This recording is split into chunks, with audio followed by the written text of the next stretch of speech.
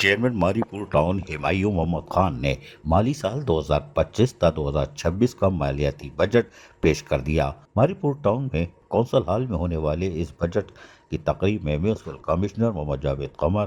Council के अरकान, बल्दियाती अफसरान मौजूद थे। हुमायूं मोहम्मद खान चेयरमैन मारीपुर टाउन ने 1,99,48,58,470 रुपए का बाकायदा कौंसल के इजलास में बजट पेश किया और यकीनी तौर पर कौंसल के अरकान भी यहाँ मौजूद थे, जिसमें बताया गया कि गैर तरक्याती मसारिफ का तनासुब 66.44% है, जबकि तरक्याती मसारिफ का तनासुब 33.46% है। तखमीना महासिल की मद में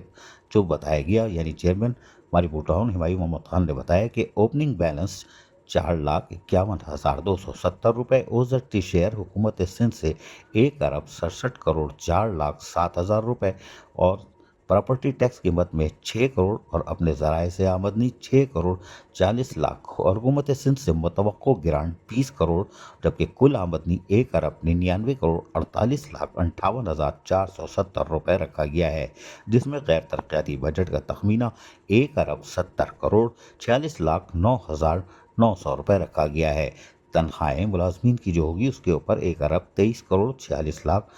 रुपये यानी 9,900 रुपये माली साल 2025-26 में खर्च होंगे। मसारिफ सायर